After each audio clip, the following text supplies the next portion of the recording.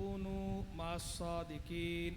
صدق الله مولانا العلي العظيم وبلغنا رسوله النبي الكريم ونحن على ذلك لمن الشاهدين والشاكرين. استاذ العلماء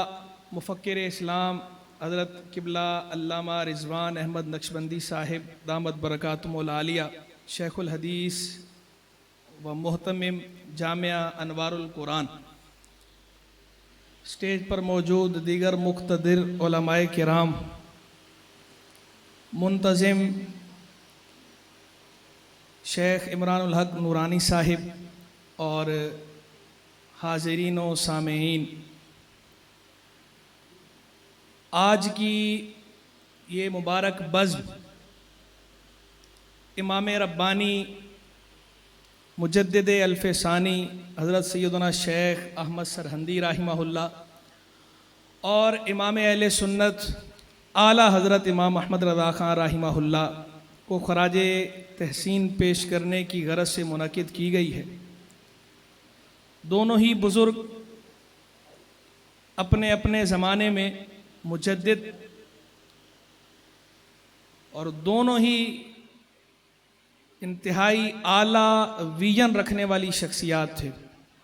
امام ربانی کے لیے تو شاعر مشرق اقبال نے کہا تھا، شورۂ آفاق کلام اقبال کا، حاضر ہوا میں شیخ مجدد کی لحد پر، وہ خاک کہ ہے زیر فلک مطلع انوار، گردن نہ جھکی جس کی جہانگیر کے آگے، جس کے نفس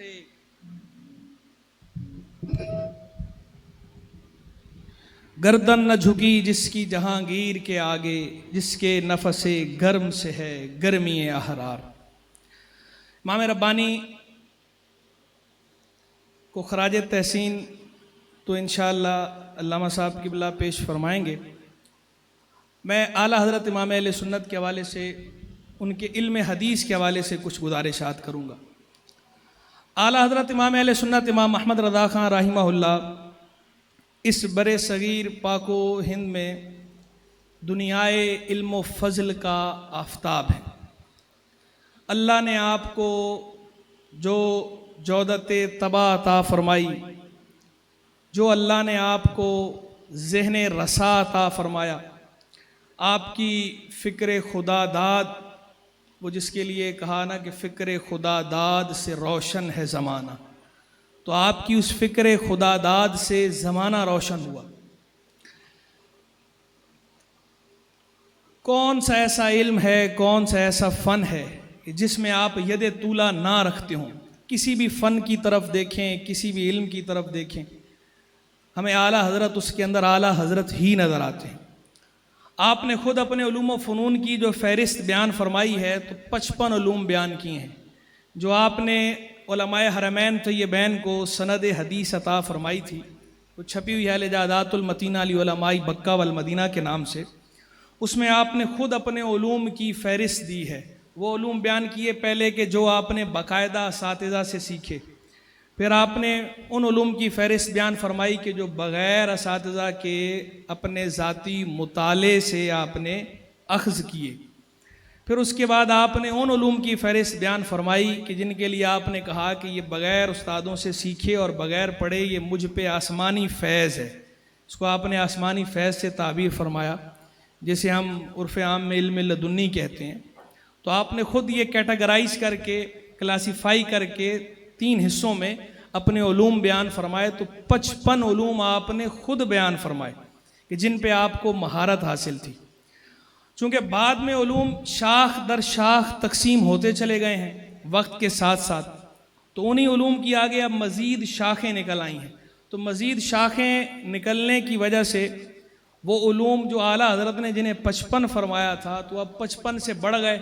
تو اسی وجہ سے بعض حضرات نے 80 کا فگر بیان کیا، بعض نے 100 کا کیا، بعض 100 سے اوپر کا کیا، کسی نے 300 کا کیا، کسی نے 500 کا بھی کیا. ابھی حال ہی میں کتاب چھپی ہے، 568 علوم انہوں نے بیان کیے باقاعدہ فہرست دیکھ کر. خیر، اگر ہم ان تفصیلات کو مبالغے سے بھی تعبیر کر لیں تو جو اعلیٰ حضرت نے خود بیان فرمایا تھا، اگر ان تفصیلات سے قطع نظر کریں تو اعلیٰ حضرت کا اپنا بیان جو 55 علوم کا ہے وہ بھی کوئی کم محیر العقول نہیں ہے۔ کسی ایک فن میں ماہر ہونا یا کسی دو فنوں میں ماہر ہونا، اسی کے لیے آدمی کو اتنا ریاض چاہیے کہ بندے کی پوری زندگی گزر جاتی ہے۔ آدمی کسی فن کو پوری زندگی دیتا ہے، پھر کہیں جا کے اس فن کے اندر کمال حاصل ہوتا ہے۔ وہ امام شافعی رحمہ اللہ نے فرمایا تھا نا کہ اگر تم علم کو اپنا کل نہیں دو گے تو علم تمہیں اپنا جز نہیں دے گا۔ تو علم کا جز حاصل کرنے کے لیے اپنا کل علم کو دینا ہوتا ہے۔ تو اعلیٰ حضرت امام اہل سنت رحمہ اللہ ایک نہیں، دو نہیں، تین نہیں، 55 علوم تو آپ خود بیان فرما رہے ہیں کہ ان 55 علوم میں اللہ نے مجھے مہارت عطا فرمائی۔ تو اسی سے اندازہ لگا لیجئے کہ اعلیٰ حضرت امام اہل سنت رحمہ اللہ کیا نابغہ روزگار شخصیت تھے، عبقری، جینیس اسے صحیح معنوں میں کہا جاتا ہے۔ لیکن بدقسمتی سے ہم نے اعلیٰ حضرت کا تعارف جس طرح ہونا چاہیے تھا اس طرح پیش نہیں کیا۔ اعلیٰ حضرت کے عشق رسول علیہ الصلوۃ والسلام پہ بہت کچھ لکھا بھی گیا اور متعارف بھی کرایا گیا اس جہت کو۔ اعلیٰ حضرت کی شاعری پہ بہت کچھ لکھا بھی گیا اور اعلیٰ حضرت کو اس جہت سے متعارف بھی کرایا گیا۔ لیکن آپ کی جو زندگی کے بقیہ گوشے ہیں، بالخصوص علوم و فنون کے حوالے سے، ان گوشوں پہ پردہ ہی پڑا رہا۔ اگر کسی نے زیادہ کیا تو فقاہت پہ کچھ کام کیا، اعلیٰ حضرت کے فقیہ ہونے کی جہت پہ کچھ کتابیں لکھی گئیں اور کچھ حلقوں کے اندر اعلیٰ حضرت کو ایک فقید المثال فقیہ کے حوالے سے متعارف کرایا گیا، اور وہ بے شک ہیں۔ لیکن جو آپ کے بقیہ گوشے ہیں دیگر فنون کے حوالے سے، بالخصوص سائنس کے حوالے سے، اسے لوگوں کے سامنے پیش کرنے کی، اعلیٰ حضرت کی مہارت کو اجاگر کرنے کی ضرورت ہے۔ وہ تو دنیا دار طبقے میں ہمیں بہت ہی زیادہ اس کی ضرورت ہے، اس کی حاجت ہے۔ لیکن ابھی ہم صرف اپنے مذہبی طبقے کے حوالے سے بات کرتے ہیں خاص، کہ پہلے ہم اپنے مذہبی طبقے کو کلیئر کریں گے تو آگے دنیا دار طبقے کو کلیئر کریں گے نا۔ مذہبی طبقہ تو وہ جو ہمارے ساتھ وابستہ ہے۔ اس مذہبی طبقے کے اندر ہم نے اعلیٰ حضرت کو علم حدیث کے حوالے سے، فہم حدیث کے حوالے سے صحیح طرح متعارف نہیں کرایا۔ اوورال مجموعی طور پر ہمارے مسلک پہ یہ چھاپ لگی کہ یہ لوگ حدیث سے دور ہیں، ان کا حدیث سے کوئی تعلق نہیں، یہ لوگ بس صرف اور صرف شعر و شاعری کرتے ہیں، شعر و شاعری سے ان کا تعلق ہے، قصے کہانیوں سے ان کا تعلق ہے، حدیث سے ان کا تعلق نہیں۔ قرآن سے، حدیث سے یہ تعلق ہمارا کمزور دنیا میں ظاہر کیا گیا۔ پھر بالخصوص ہماری فقہ حنفی پہ یہ اعتراضات شروع سے ہوتے چلے آ رہے ہیں، اور اسی تناظر میں اعلیٰ حضرت امام اہل سنت بھی چونکہ ہمارے پیشوا ہیں، تو جس طرح ہم پہ یہ حکم لگائے گئے تو ہمارے پیشوا کے بارے میں بھی یہی بات اگلوں نے کی، اور نوبت یہاں تک پہنچی کہ لوگوں نے باضابطہ اعلیٰ حضرت کے لیے لکھ دیا قلیل البدع فی الحدیث والتفسیر۔ یہ جملہ جو ہے ہندوستان کے علماء پہ پہلی صدی سے لے کر 14ویں صدی تک ہندوستان کے علماء کے بارے میں جو تاریخ لکھی گئی ہے، واحد تاریخ عربی میں لکھی گئی ہے، واحد تاریخ ہے جو ہندوستان کے پہلی صدی سے لے کر 14ویں صدی تک کے علماء، مشاہیر علماء بھی شامل ہیں، اس میں ادباء بھی ہیں، شعراء بھی ہیں، مفکرین بھی ہیں، محدثین بھی ہیں، فقہاء بھی ہیں، مجموعی طور پر جو جو مشاہیر ہیں بر صغیر پاک و ہند کے، ان کے حالات پہ جو کتاب لکھی گئی ہے پہلی صدی ہجری سے لے کر 14ویں صدی ہجری تک اس میں کور کیا گیا ہے۔ ایک ہی کتاب ہے وہ عربی کے اندر ایسی، نزہۃ الخواطر و بہجۃ المسامع والنواظر۔ یہ اس کتاب کا پورا نام ہے، نزہۃ الخواطر و بہجۃ المسامع والنواظر، اور دوسرا نام اس کا الاعلام بمن فی الہندی من الاعلام۔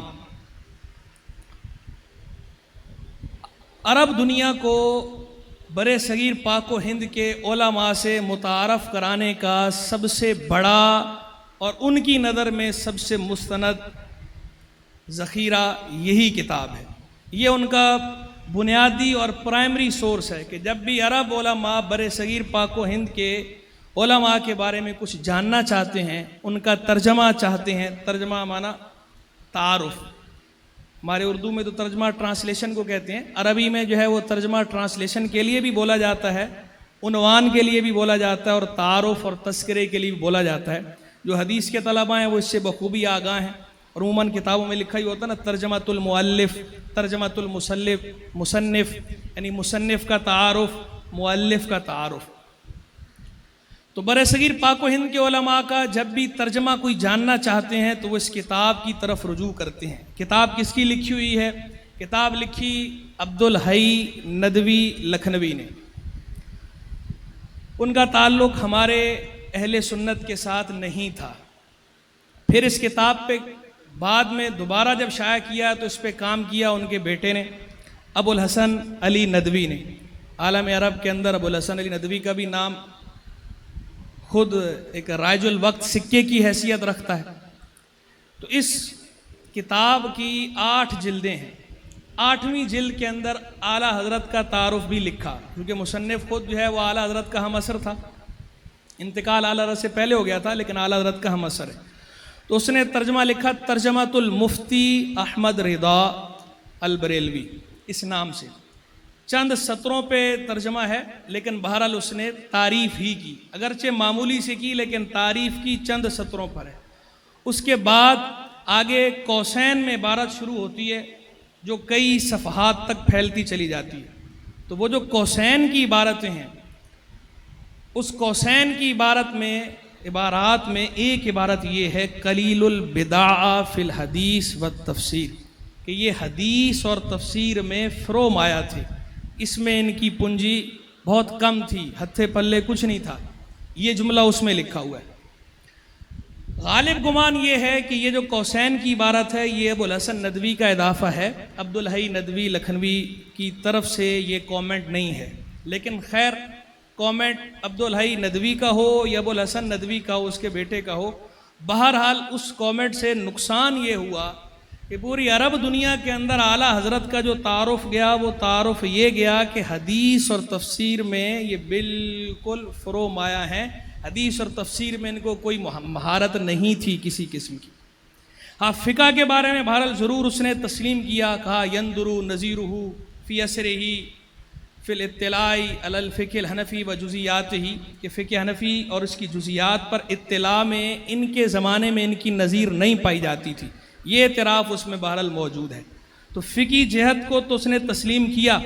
دیگر علوم کی حوالے سے بھی لکھا کہ مشارکن فی العلوم، کئی علوم میں جو ہے یہ مہارت رکھتے تھے، لیکن حدیث اور تفسیر کو فوکس کر کے کہا کہ قلیل البداع فی الحدیث والتفسیر۔ اب اس الزام کو دور کرنا، اعلیٰ حضرت کے محدث ہونے کو واضح کرنا، یہ ہم سب کی ذمہ داری بنتی ہے۔ اور اسی کے تحت میں یہ بھی اکثر کہا کرتا ہوں، تجویز کرتا ہوں، جہاں بھی کسی فورم پہ بات کرنے کا موقع ملتا ہے تو ہم جب اعلیٰ حضرت کے القاب لیتے ہیں تو ساتھ آخر میں کہتے ہیں فاضل بریلوی۔ تو فاضل بریلوی کا لفظ ویسے تو جائز ہے، کہنے میں کوئی ذاتی طور پر فی نفس ہی حرج نہیں، لیکن مجھے تھوڑا تحفظ یہ ہے کہ ایک تو لفظ فاضل سے عظمت کا تصور نہیں آتا۔ ہمارے ہاں جب فاضل بولا جاتا ہے تو کسے کہتے ہیں؟ کوئی نیا فارغ و تحصیل ہو تو ہم کہتے ہیں فاضل نوجوان،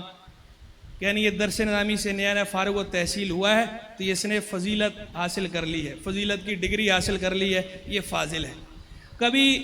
ائمہ کے لیے، فقہا کے لیے، محدثین کے لیے اس کا استعمال ماضی میں ہمیں نظر نہیں آتا، ایون کہ ہمارے برصغیر پاک و ہند کے اندر بھی ہمیں نظر نہیں آتا کہ کسی بزرگ کے لیے یہ بولا جاتا ہو کہ فاضل فلاں۔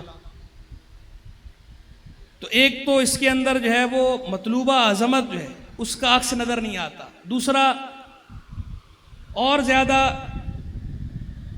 ظلم یہ ہوتا ہے، ایک طرف ہم کہتے ہیں، شروع کرتے ہیں تو کہتے ہیں اعلیٰ حضرت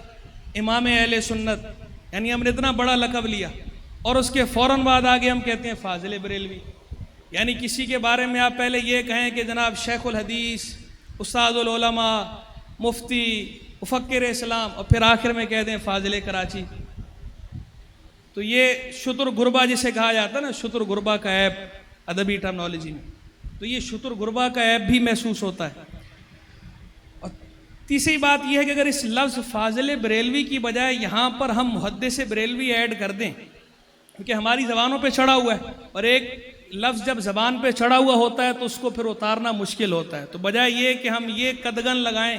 کہ یہ استعمال ہی نہ کیا جائے، تو ہم اس کو ڈائیورٹ کر دیں، یعنی لفظ ہم استعمال کریں اور اس کے اندر فاضل کی جگہ ہم لفظ محدث لگا لیں، اور یوں استعمال کیا کریں کہ اعلیٰ حضرت امام احمد رضا خان محدث بریلوی یا محدث بریلی رحمہ اللہ۔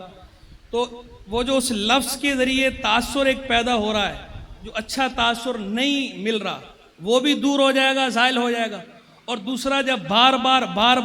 بار اس کا استعمال ہوگا محدث بریلی یا محدث بریلوی کا، تو خود بخود ہی لوگوں کے ذہنوں میں اعلیٰ حضرت کی حدیث دانی، اعلیٰ حضرت کی فہم حدیث، اعلیٰ حضرت کی حدیث میں مہارت کا تصور بھی راسخ ہوتا چلا جائے گا، اور یہ ہماری طرف سے ایک شعوری جواب بھی بن جائے گا۔ یہ الزام جو ہے ان کے نام ہی سے دور ہونا شروع ہو جائے گا۔ تو اس لیے جو ہے وہ علماء تشریف فرمائے ہیں، تو یہ ایک عرض ہے، تجویز بھی ہے، اگر پسند فرمائیں تو اس کی تصویب فرمائیں، تائید فرمائیں، تو اعلیٰ حضرت جو ہے وہ فاضل بریلوی کی جگہ اعلیٰ حضرت محدث بریلوی کا لفظ استعمال کیا جائے، تو یہ اعلیٰ حضرت کے شان بھی ہے اور اس الزام کو دور کرنے میں مدد دے گا۔ اچھا، یہ جو الزام لگایا اس نے قلیل البدع فی الحدیث و تفسیر کا، اس الزام کو اگر ہم غیر جانبدار ہو کر دیکھیں تھوڑی دیر کے لیے، اس بات سے قطع نظر کہ ہم اعلیٰ حضرت امام اہل سنت کے فالوورز ہیں، اس بات سے قطع نظر کہ ہم اعلیٰ حضرت امام اہل سنت کے ماننے والے ہیں، ان کے معتقدین ہیں، ان کے محبین ہیں، ان کے عشاق ہیں، تھوڑی دیر کے لیے اگر ہم نیوٹرل ہو کر اس کا جائزہ لیں تو آیا اس میں کوئی صداقت ہے یا نہیں؟ تو بالکل غیر جانبدار ہو کر اس الزام کا جب میں نے جائزہ لیا تو یہ الزام ہی نظر آیا کہ اعلیٰ حضرت کے لیے یہ کہنا کہ قلیل البدع فی الحدیث و تفسیر، یہ جو کہنے والا ہے اس کا مطلب یہ ہے کہ اس کی اپنی نظر یا تو حدیث پہ گہری نہیں ہے یا اعلیٰ حضرت کے اپنے لٹریچر پر اس کی نظر گہری نہیں ہے، کہ یہ رائے جو قائم کی گئی ہے یہ رائے لگتا ہے مسلکی تعصب یا گروہ بندی کی وجہ سے قائم کی گئی ہے، اس رائے کے پیچھے کوئی ٹھوس ثبوت موجود نہیں۔ اعلیٰ حضرت کی کتابیں اگر آپ اٹھائیں تو اعلیٰ حضرت کی کتابوں میں آپ کو احادیث کے بارے میں سبحان اللہ ایک چمنستان ہے، ایک دبستان ہے احادیث کا گلشن۔ 40 احادیث مشہور ہے نا، 40 احادیث پہ بہت سارے علماء نے کتابیں لکھی ہیں 40 کے نام سے۔ اعلیٰ حضرت نے بھی جو ہے وہ 40 حدیثوں پہ کام کیا ہے۔ اعلیٰ حضرت سے ایک سوال ہوا شفاعت کے بارے میں سرکار علیہ السلام کی، تو آپ نے ایک رسالہ تالیف فرمایا، پورا 40 احادیث اس کے اندر بیان فرمائی۔ رسالے کا نام رکھا اسماع الاربعین فی شفاعتی سید المحبوبین صلی اللہ تعالی علیہ وآلہ وسلم، 40 احادیث۔ پھر اعلیٰ حضرت سے سوال ہوا تدبیر کے بارے میں، کیا ہے تدبیر اختیار کرنا یہ تقدیر کے منافی ہے یا نہیں؟ تو اس پہ جو اعلیٰ حضرت نے رسالہ تالیف فرمایا ہے التحبیر بباب التدبیر کے نام سے، اس میں بھی اعلیٰ حضرت نے 40 احادیث ذکر فرمائی، 40 2 ہو گئیں۔ تیسری، اعلیٰ حضرت امام اہل سنت سے سوال ہوا سجدہ تعظیمی کے بارے میں۔ ایک مشہور صوفی ہیں، میں ان کا نام نہیں لیتا، انہوں نے ایک رسالہ لکھا تھا سجدہ تعظیمی کے جواز پر، اعلیٰ حضرت کے ہم اثر ہیں۔ انہوں نے اس میں قرآن مجید فرقان حمید کی آیات کے حوالے سے یہ دعویٰ کیا کہ اس سے جو ہے سجدہ تعظیمی ثابت ہوتا ہے، اور پھر یہ بھی کہا کہ احادیث سے سجدہ تعظیمی کی حرمت ثابت نہیں ہوتی، اور اکا دکا حدیثیں ہیں وہ بھی ضعیف ہیں، اور انہوں نے ذکر بھی کی۔ اور پھر یہ بھی کہا کہ یہ جو لوگ جو مولانا حضرات اس سے منع کرتے ہیں ان کو اس کا پتہ ہی نہیں ہے، یہ تو اکثر اولیاء کرام کا معمول رہا ہے۔ تو اب سائل نے استفتاء بھیجا اعلیٰ حضرت کو، ساتھ میں وہ پرچہ بھیجا اور کہا کہ حضرت زید یوں کہتا ہے، بکر یوں کہتا ہے، ساتھ وہ پرچہ بھیج دیا۔ تو اعلیٰ حضرت نے پورا رسالہ تالیف فرمایا الزبدۃ الزکیہ لتحریم سجود التحیہ کے نام سے۔ اس میں ایک تو اعلیٰ حضرت نے 40 احادیث ذکر فرمائیں 40، جس وجہ سے میں نے رسالے کا ذکر کیا، لیکن دوسرا ساتھ میں وعدے یہ کروں گا کہ اس رسالے کا آپ تمام حضرات ضرور مطالعہ کریں، تو وہ رسالہ بہت شاندار ہے کہ ایک تو اس کے اندر اعلیٰ حضرت نے جو قرآن مجید فرقان حمید کے حوالے سے وہ رسالہ نگار نے موقف دینے کی کوشش کی تھی اور شبہات پیش کیے تھے کہ سجدہ تعظیمی جائز ہے، تو اعلیٰ حضرت نے اس کا بہت شاندار انداز میں رد فرمایا اور آیات بھی ذکر کی اور کئی مفسرین کے اقوال بھی ذکر کیے اس پر کہ سجدہ تعظیمی حرام ہے۔ پھر دوسرا اعلیٰ حضرت نے اس میں جو احادیث، چونکہ انہوں نے کہا تھا کہ ایک ضعیف حدیث ہے، ایک یا دو حدیث ہیں، اور وہ ذکر بھی کی تھی، تو اعلیٰ حضرت نے پھر آگے وہ ایک دو ضعیف جو انہوں نے بیان کی تھی اس کو چھوڑ کر الگ سے 40 احادیث پیش فرمائیں سجدہ تعظیمی کی حرمت پر۔ پھر اس پر آپ نے فقہائے کرام کے اقوال نقل کیے، لائن لگا دی آپ نے فقہائے کرام کے اقوال کی، اس فقیہ کا قول، اس فقیہ کا، اس فقیہ کا، اس فقیہ کا۔ پھر اس کے بعد آپ نے صوفیاء صافیہ کے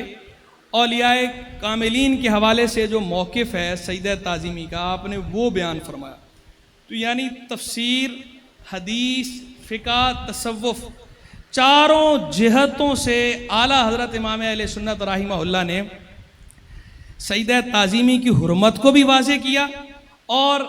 ساتھ ہی ساتھ چاروں گروہوں کا اتفاق نقل کر دیا اس بات پر کہ اس پر چاروں گروہوں کا اتفاق ہے کہ سجدہ تعظیمی غیر اللہ کے لیے حرام ہے، سجدہ عبادت تو کفری ہے اور سجدہ تعظیمی غیر اللہ کو کرنا ہماری شریعت کے اندر حرام ہے۔ اور جتنے شبہات تھے رسالہ نگار کے وہ اعلیٰ حضرت نے سارے کے سارے ایسے بالکل بے خو بن سے اکھاڑ کے پھینک دیے اور واضح کر دیا کہ یہ جو شبہات تھے یہ تارے عنکبوت سے بھی زیادہ کمزور تھے کہ دلائل کہلانے کے لائق ہی نہیں، شبہات کہلانے کے لائق ہے۔ تو وہ رسالہ بہت شاندار رسالہ ہے، اس کے اندر ضمنی طور پر کئی تحقیقی علمی نکات اور بھی موجود ہیں، لائق مطالعہ ہے۔ نکات یہ لفظ بھی ویسے ہمارے عام طور پر نکات کہا جاتا ہے، نقطہ کی جمع نکات کہتے ہیں اور نقطہ کش والا کاف جو ہے اس کی جمع جو ہے وہ نکات کہی جاتی ہے، اور شاید سمجھا یہ جاتا ہے کہ دونوں میں فرق یہ ہے، حالانکہ اصل عربی کے اندر دونوں کی جمع نکات ہی ہے۔ اور باقاعدہ عربی میں جو کتابیں شائع ہوتی ہیں نا، الاخطاء الشائع کی جو موجم شائع ہوتی ہے، عربی میں تو بہت کام ہوا ہے، اس پہ بھی کام ہوا ہے کہ جو الفاظ غلط استعمال ہوتے ہیں تو اس کی باقاعدہ اس کی بھی معاجم چھپتی ہیں، تو معجم الاخطاء الشائع کے نام سے جو معاجم چھپی ہیں ان میں اس کی باقاعدہ وضاحت موجود ہے کہ یہ لفظ درست نکات ہی ہے نون کے پیش کے ساتھ، لیکن غلط طور پر اس کو نکات کہا جاتا ہے۔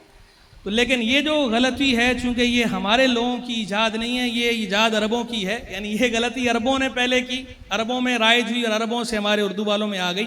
تو اس لیے غلط العامی فصیحٌ کے تحت چلا تو لیا جائے گا، لیکن غلط العامی فصیحٌ کا مطلب بعض حضرات یہ لے لیتے ہیں کہ جیسے جو صحیح ہوتا ہے وہ غلط ہو جاتا ہے۔ تو غلط العامی فصیحٌ کا مطلب صرف اتنا ہوتا ہے کہ جو لفظ غلط ہے اور وہ اب عام ہو گیا، عوام و خواص میں رائج ہو گیا، تو اب اسے بھی فصیح مان لیا جائے گا۔ اس کا یہ مطلب قطعاً نہیں ہوتا کہ جو صحیح لفظ ہے وہ غلط ہو گیا، صحیح تو بہرحال صحیح ہی رہتا ہے، صحیح غلط نہیں ہوتا، عوام کے استعمال سے غلط فصیح بنتا ہے، غلط کو مجازاً صحیح تسلیم کر لیا جاتا ہے لیکن صحیح کو کبھی غلط قرار نہیں دیا جا سکتا، تو صحیح بہرحال صحیح رہتا ہے۔ تو کوئی اگر نکات کہتا ہے تو وہ تو صحیح ہے، لیکن کوئی نکات بھی کہہ دیتا ہے تو اس کا بھی تختیہ تو میں نہیں کرتا، لیکن میری اپنی زبان پہ چونکہ وہی لفظ نکات ہی چڑھا ہوا ہے تو اس لیے میں ساتھ وضاحت بھی بعض اوقات کر دیتا ہوں کہ لوگ یہ سمجھتے ہیں کہ شاید جو ہے وہ سیغہ غلط پڑھ رہے ہیں، حالانکہ جو ہے وہ سیغہ تو درست ہی پڑھا جا رہا ہوتا ہے، سامع کی اپنی فہم کی غلطی ہوتی ہے، لیکن وہ بعض اوقات پڑھنے والے کو یہ ایسی ہے۔ جیسے ایک مرتبہ امیر المجاہدین علامہ خادم حسین ندوی صاحب جو ہے وہ گفتگو کر رہے تھے تو کہنے لگے الحاوی للفتاوی، علامہ سیوطی کا نام لیا تو ساتھ پھر فوراً ہی کہا بھائی فتاوی بھی جمع آتی ہے، کہیں بعد میں یہ نہیں مشہور کر دینا کہ جن کو سیغہ نہیں آتا سیغہ غلط پڑھا ہے۔ فتاوی اور فتاوی دونوں ہی جمع آتی ہے فتویٰ کی، تو انہوں نے بھی وہ صحیح پڑھا تو صحیح الحاوی للفتاوی، لیکن اچانک خیال آیا کہ بھئی کہیں بعد میں یہ نہ کہیں کیونکہ مشہور ہمارے یہاں الحاوی للفتاوی ہے، تو فتاوی بھی فتویٰ ہی کی جمع ہے، اور الحاوی کے ساتھ تو فتاوی پڑھنا ہی اولا ہے رعایت سجا کی وجہ سے، الحاوی للفتاوی۔ تو بہرحال میں عرض کر رہا تھا کہ اعلیٰ حضرت نے زبدۃ الزکیہ لتحریم سجود تحیہ میں 40 احادیث بیان فرمائیں سجدہ تعظیمی کی حرمت پر، اور اس رسالے کو اس لیے بھی ہائی لائٹ کرنے کی ضرورت ہے تاکہ وہ لوگ کہ جو اعلیٰ حضرت پر یا ہمارے مسلک پر بدعت کو فروغ دینے کا الزام لگاتے ہیں تو ان کے اس الزام کی بھی تردید ہو جائے کہ یہ دیکھیں ہمارے بزرگ تو قبروں کو پوجنا تو دور کی بات ہے، وہ قبروں کو تعظیمی سجدہ کرنے کو بھی حرام قرار دیتے تھے، اور اگر کوئی حلقہ صوفیاء میں سے بھی کوئی اگر کھڑا ہو کر اس کو درست کہنے کی کوشش کرتا تھا تو ہمارے بزرگوں نے بالخصوص اعلیٰ حضرت امام اہل سنت نے ان کے شبہات کا رد کیا اور بتایا کہ نہیں، سجدہ تعظیمی بھی حرام ہی ہے، اس کی ہماری شریعت میں کوئی گنجائش نہیں۔ تو بدعات کا رد کیا ہے تو اعلیٰ حضرت صحیح معنوں میں ماہی بدعت ہیں، حامی سنت ہیں اور ماہی بدعت ہیں۔ اب آگے چلیے، یہ تو میں نے اعلیٰ حضرت کے ان رسائل کا ذکر کیا کہ جن میں اعلیٰ حضرت نے 40 احادیث جمع فرمائیں۔ اچھا، یہ وعدے کر دوں کہ جو میں بتا رہا ہوں یہ میں نے تتبع نہیں کیا، یعنی ایسا نہیں ہے کہ باقاعدہ اعلیٰ حضرت کی ساری کتابیں سامنے رکھی ہوں، سارے رسالے سامنے رکھے ہوں اور اس کو نکال کے باقاعدہ ایسے الگ کر لیا ہو کہ جناب بس یہ ہیں۔ یہ میں نے سرسری سا لیا ہے، اور بھی اعلیٰ حضرت کے ایسے رسائل موجود ہیں اور ایسی کتابیں موجود ہیں جن کے اندر اعلیٰ حضرت نے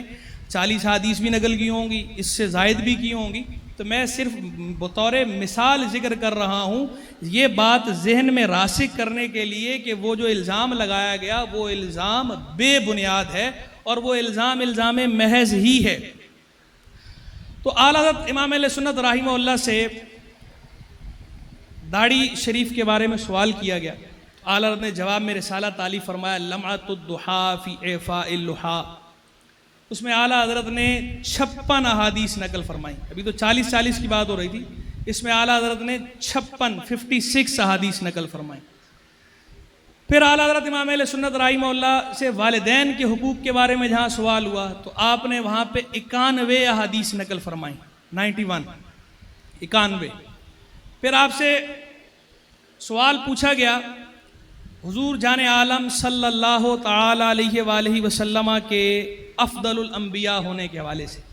سوال بھیجنے والے کون تھے؟ آپ کے استاد گرامی قدر مرزا غلام قادر بیگ، جن سے آپ نے ابتدائی چند کتابیں پڑھی تھیں، انہوں نے سوال پوچھا۔ تو اعلیٰ حضرت نے جب جواب ارشاد فرمایا تو جواب میں پہلے تو یہ فرمایا کہ حضور نبی کریم علیہ الصلوۃ والتسلیم کا افضل المرسلین اور سید الاولین والآخرین ہونا قطعی، یقینی، اجماعی، اذعانی، ایمانی، ایقانی مسئلہ ہے جس میں خلاف نہ کرے گا مگر گمراہ بندہ شیاطین۔ پہلے یہ بات فرمائی، اس کے بعد آپ نے اس کے اندر آیات نقل فرمائیں، مفسرین کے اقوال نقل فرمائے، دیگر اقوال صوفیاء کے بھی نقل کی، اور جب احادیث آپ ذکر کرنے پر آئے تو آپ نے اس میں 100 احادیث نقل فرمائی، سینچری پوری 100 احادیث آپ نے اس کے اندر نقل فرمائیں اور ان سے ثابت کیا کہ حضور جان عالم صلی اللہ تعالی علیہ وآلہ وسلم افضل الانبیاء والمرسلین ہیں، سید الاولین والآخرین ہیں۔ پھر اعلیٰ حضرت امام اہل سنت رحمہ اللہ سے سوال پوچھا گیا ختم نبوت کے حوالے سے۔ تو اعلیٰ حضرت نے ایک رسالہ تالیف فرمایا جزا اللہ عدوہ بإبائہ ختم النبوہ۔ اس رسالے میں اعلیٰ حضرت نے 121 احادیث نقل فرمائی، 121۔ اچھا، مزے کی بات یہ ہے کہ اس رسالے میں مرزا غلام احمد قادیانی کا یا قادیانیوں کا کوئی تذکرہ نہیں۔ اس کی وجہ یہ ہے کہ اعلیٰ حضرت نے ایک تو قادیانیوں پہ الگ سے رسالے لکھے ہیں، 6 رسالے آپ کے الگ سے تالیف کردہ موجود ہیں مرزا قادیانی کے رد میں۔ یہ رسالہ جو ہے جس وقت تالیف فرمایا تھا اس وقت تک مرزا قادیانی کا دعوی نبوت سامنے ہی نہیں آیا تھا، اور یہ رسالہ جو تالیف فرمایا گیا تھا تو جب سوال جن کے بارے میں تھا وہ لوگ ایک دوسرے مکتب فکر سے تعلق رکھتے تھے، یعنی متشیع تو بڑا میں ہلکا لفظ استعمال کر رہا ہوں، متاخرین کی اصطلاح استعمال کی جائے تو وہ آپ لوگوں کو پتہ ہی ہے، یعنی رافضی۔ تو متقدمین کے ہاں جو ہے وہ تشیع چونکہ حب اہل بیت کے لیے بھی بولا جاتا ہے، ہمارے ہاں جو ہے وہ رافضیوں کو بھی شیعی کہا جاتا ہے، لیکن بہرحال متقدمین فرق کرتے تھے رافضی میں اور شیعہ میں۔ تو وہ رافضیوں کے ایک مخصوص گروہ کے رد میں تھا وہ رسالہ جزاء اللہ عدوہ بإبائہ ختم النبوہ۔ تو اس رسالے میں اعلیٰ حضرت امام اہل سنت رحمہ اللہ نے 121 احادیث نقل فرمائی۔ اچھا، یہ تو میں نے آپ کے سامنے ان رسائل کا اور ان کتابوں کا بیان کیا ہے کہ جن کے اندر اعلیٰ حضرت نے احادیث نقل فرمائی ہیں، زیادہ احادیث نقل کی۔ پورا جو فتاوی رضویہ اعلیٰ حضرت کا چھپا ہوا ہے 33 جلدوں پر، یہ مکمل فتاوی نہیں ہے، مکمل فتاوی آپ کے دستیاب ہی نہیں ہو سکے۔ جتنے فتاوی کا ریکارڈ مل سکا اور جو چھپ سکا وہ 33 جلدوں میں جو چھپا ہے، تو ان کا اگر ایک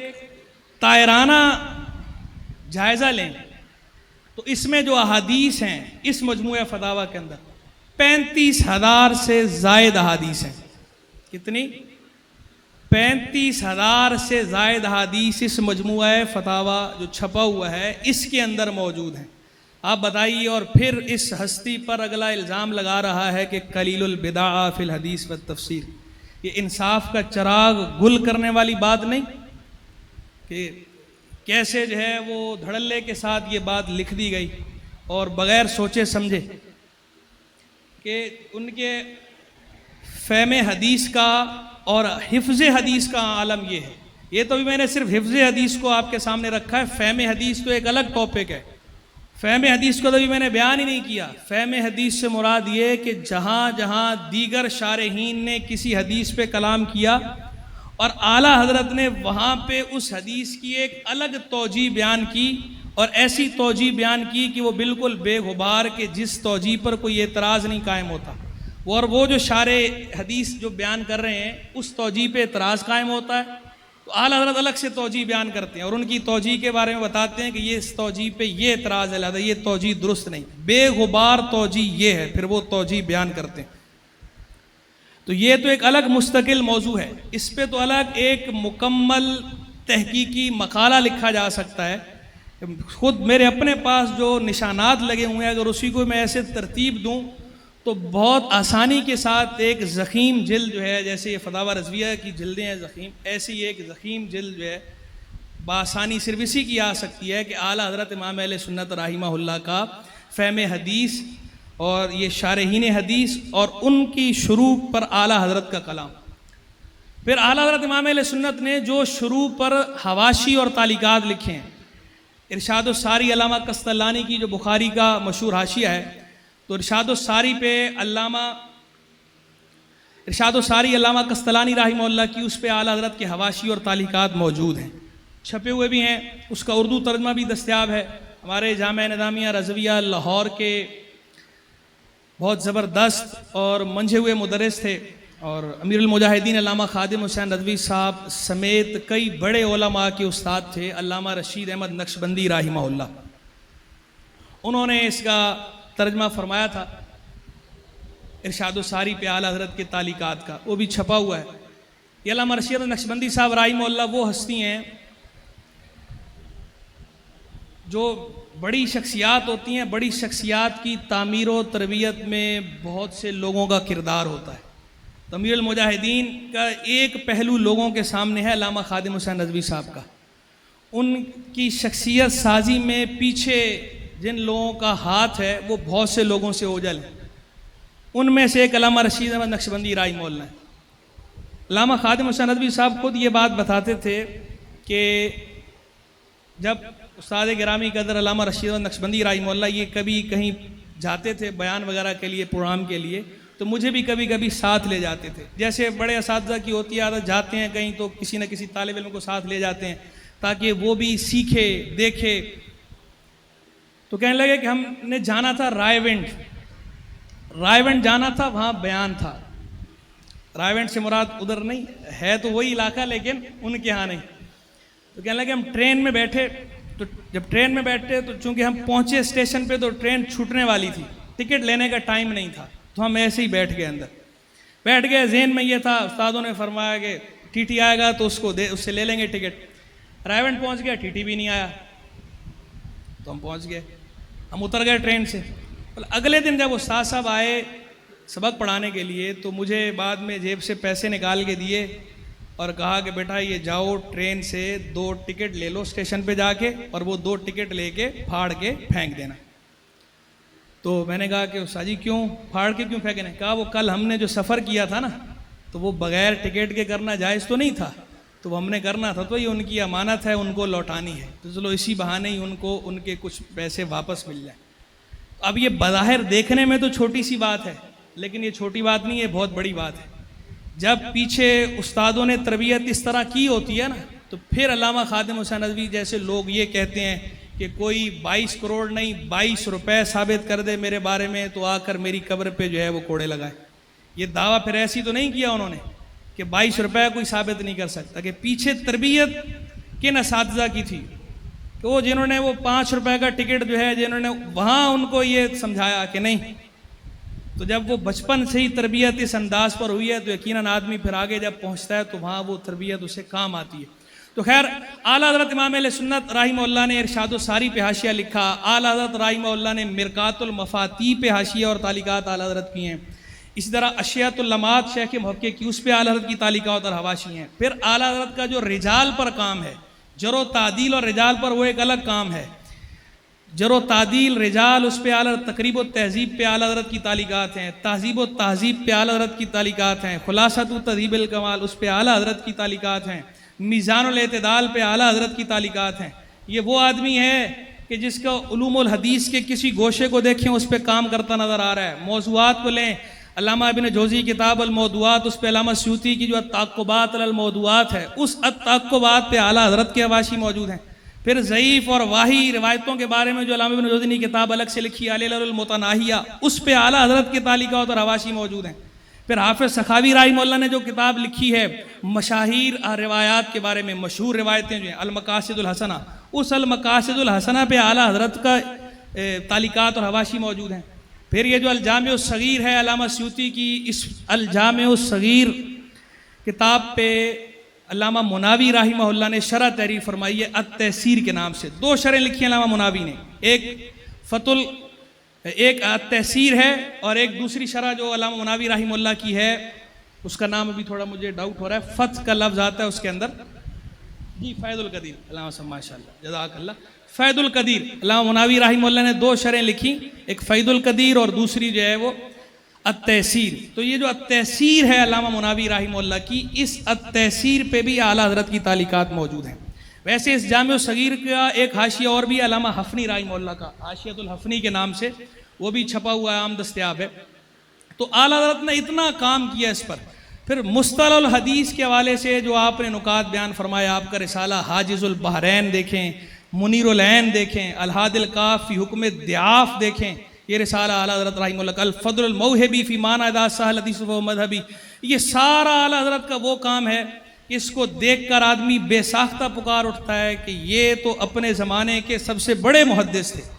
یہ تو صحیح معنوں میں اپنے زمانے کے محدث اعظم کہلانے کے حقدار ہیں، جبکہ ان کے بارے میں اگلا کہنے والا یہ کہہ رہا ہے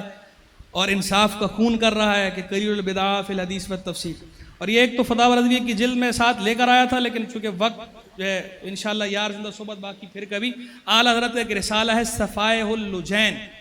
فی کون التصافی بکفی الیدین، 2 ہاتھ سے مصافحہ کرنے کے بارے میں۔ اس میں جو اعلیٰ حضرت نے حدیث کے حوالے سے جو گفتگو فرمائی ہے بہت شاندار، تو یہ رسالہ بھی لائق مطالعہ ہے۔ اس پہ بھی الگ سے باقاعدہ اس رسالے پہ ایک لیکچر باقاعدہ دیا جا سکتا ہے، اس رسالے کے افادات پر، حدیث کے حوالے سے بھی اور فقہی حوالے سے بھی، بہت شاندار رسالہ ہے، تو اس کا مطالعہ کریں۔ اللہ تبارک و تعالی اعلیٰ حضرت امام اہل سنت رحمہ اللہ کے درجات کو اور بلند فرمائے، ہمیں ان کے فیض و برکات سے حظ وافر عطا فرمائے۔